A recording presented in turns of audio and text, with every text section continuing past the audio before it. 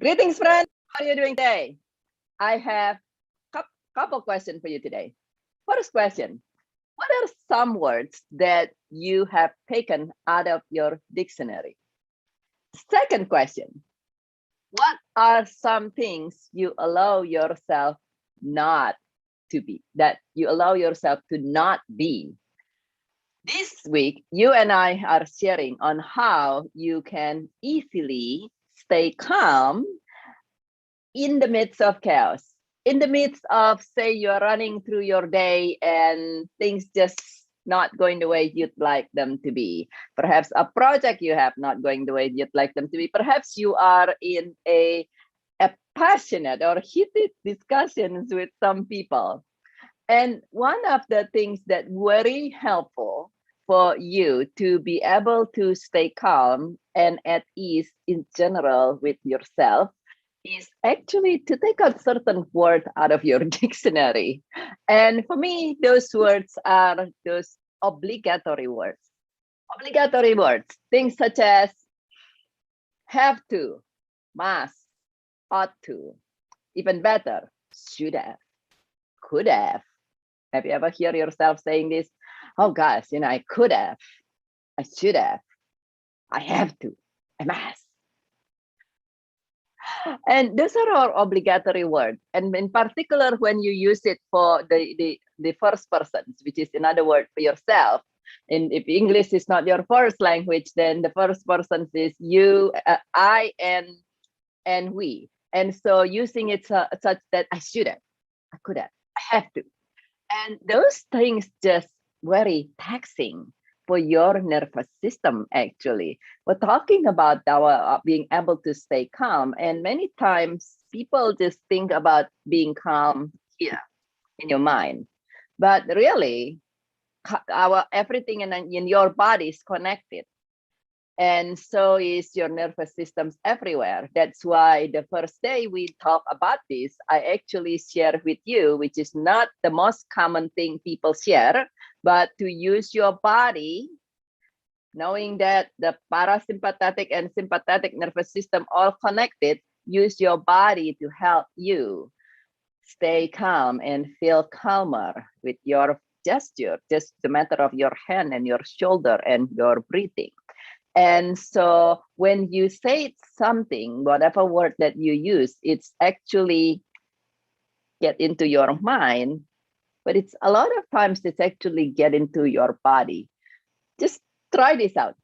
Now go around after this, if you want to, you can try this out. You go around for the next 15 minutes or something. You keep saying, I have to do this, I have to do, I have to do, I must. And just notice how your shoulder feel afterwards, how and your body feel after even say doing this for 15 minutes. You will feel tension. Why? Because everything's connected. And so we start this by saying that allowing your body to help you, but also by allowing your vocabulary in this case to help you. And therefore, when you take out the words such as have to and ought to, I find it very interesting. Many people say, oh, I have to be calm. You have to be calm. Now the word have to carries so much weight in it that you already kind of put stressors on your system, even if you are calm to start with, even if you're calm to start with, and you start saying, I have to be calm, I have to be calm, I must be calm. Try it out. You will not feel so calm anymore, even if you were initially was calm.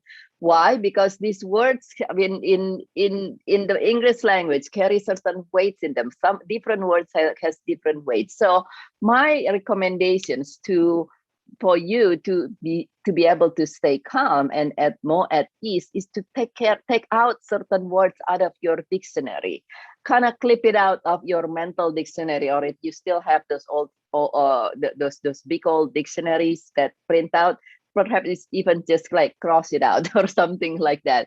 Words like have to, must to, or something, and take it out and just choose instead that you want to be calm. You would love to be happy. you would love that everything will just be okay. But there is really no have to. There is no have to become, have to succeed, have to do that, must answer the last random telephone that come to your phone.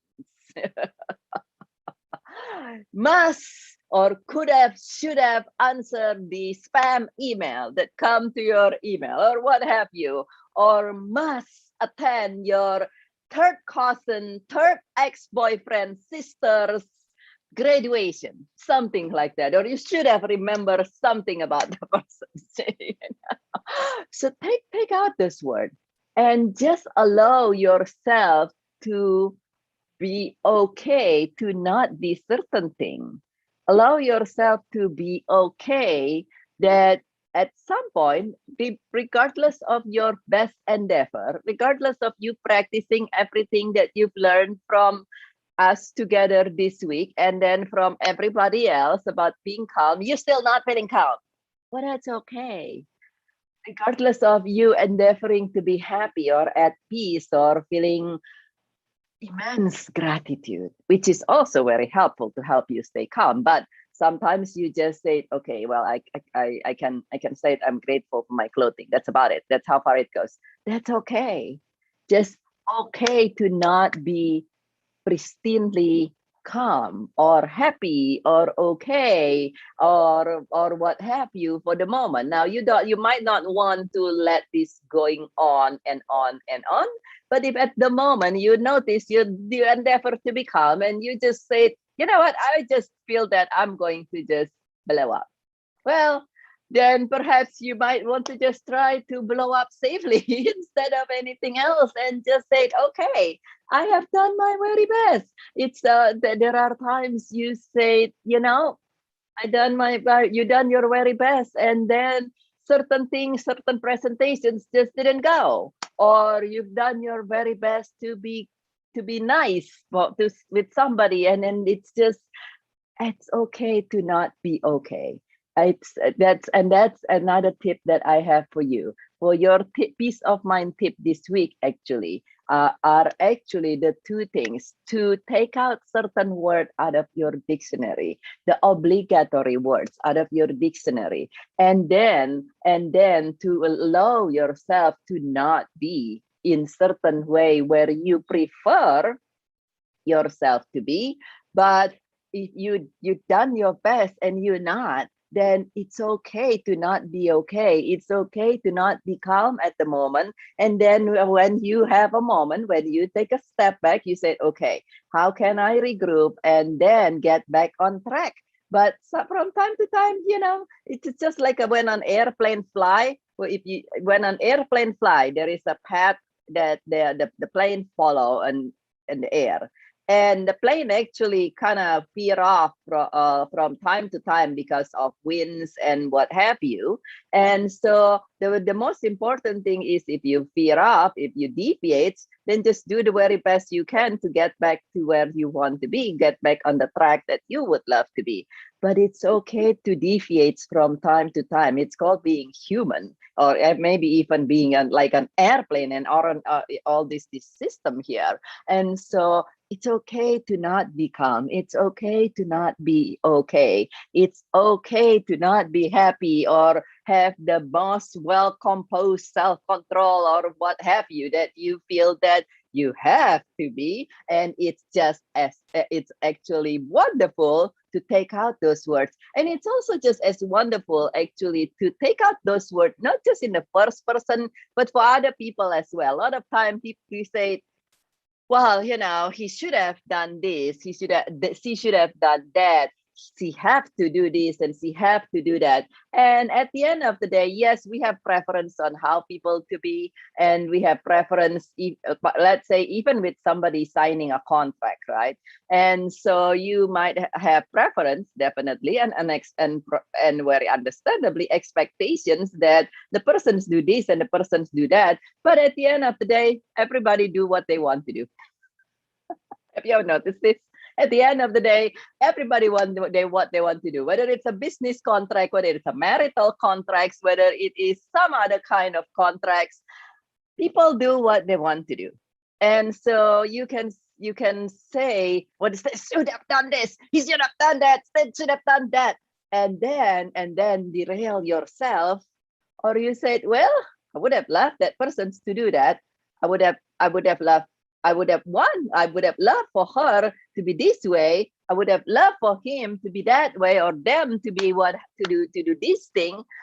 But if they don't, well, it's a lesson learned, and we know that there is every adversity carries the seed of good in it. So what's good is hiding in is being hidden still in there. And focus, as we shared the other day, focus on the outcome that you want. Focus on being calm. Focus on the perhaps surprise good that is going to come, now that you actually let go of the have to and let go of the demand on your own nervous system. Actually, when you say have to for other people, when you say he have to do this, she should have done this, they must have, what have you, your nervous system still hear the words.